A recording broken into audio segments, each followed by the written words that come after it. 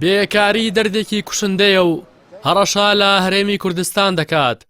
لایەنە پەیوەندیدارەکانیش هیچ پلانێکی ستراتیژیان بۆ کەمکردنەوەی نییە. لە عێراق و هەرێمی کوردستان بەهۆی ئەنجامدانی گەندەڵی و نادادپەروەری لە دابەشکردنی داهات ڕێژەی بێکاری ساڵ دوای ساڵ زیاد دەکات. لە مانگی ڕابردووەوە خۆپیشاندانێکی بەرفراوان پارێزگاکانی عێراقی گرتووەتەوە. سەرەکیترین هۆکاری ئەو خۆپیشاندانانەش بۆ کەمی هەلی کار و بەرزبوونەوەی ڕێژەی بێکاری دەگەڕێتەوە.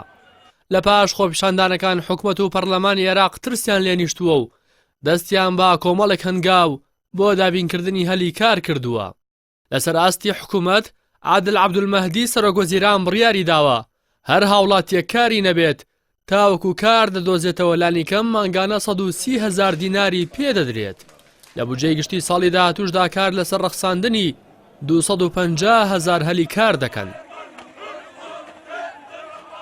لەسەر ئاستی پەرلەمانی عێراقیش کار بۆ ئەوە دەکەن لەم هەفتەیەدا هەموار یاسای خانەنشینی عێراق پەسەند بکرێت و تەمەنی خانەنشینی کەم بکرێتەوە.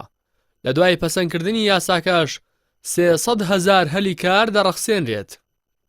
هەرچی حکومەتی هەرێم و پەرلەمانی کوردستانیشە تاوەکو ئێستا هیچ پرۆژەیەکیان بۆ دۆزینەوەی هەلی کار بۆ بێکاران نییە.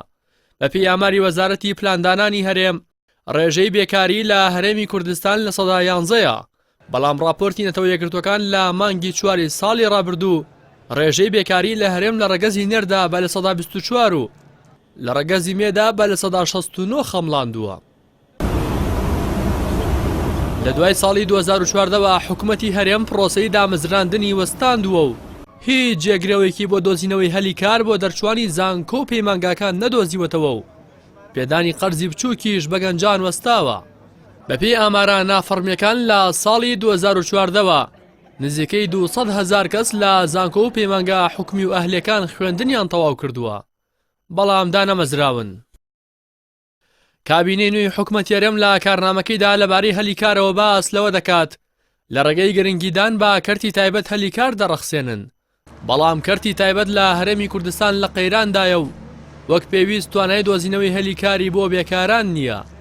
کابینەی نوێ لە بەری گرنگیدان بە کەرتی تایبەت و دۆزینەوەی هەلی کار بە بڕیارێک بۆ ڕاگررتنی پێدانی پارەی بەڵێندەران سەدان هەلی کاری لە ناو برد. لە ناوەڕاستی مانگی نوێی ئەم ساڵەوە بەهۆی ڕاگررتنی پێدانی پارەی بەڵێندەران لەلایەن وەزارەتی دارایی حکومەتی هەرێمەوە چەندین پرۆژەی دەستپێکراوەی دوای قەیرانی دارایی جارێکی دیکە وەستاونەتەوە. هاوکات بەهۆی گرانی نرخی سوتەمەنی لەسەریان و هاوکاری نەکردنی حکومەتی هەرێم وەکو پێویست بۆ کارگەنێوخۆیەکان چەندین کارگەی کەرتی تایبەت داخراون و بە هەزاران کەسیش کارەکانیان لەدەست داوە. بە بڕوای شارەزایانی بواری ئابووریش تاوەکو کۆمپانیاکانی پارتی وێکێتی دەست لە قۆرخکاری بازاڕ و کەرتی تایبەت هەڵنەگرن و کێبڕکەی دادپەروەرانە نێتەکایەوە کەرتی تایبەت ناتوانێت هەلی کاری پێویست بڕەخسێنێت.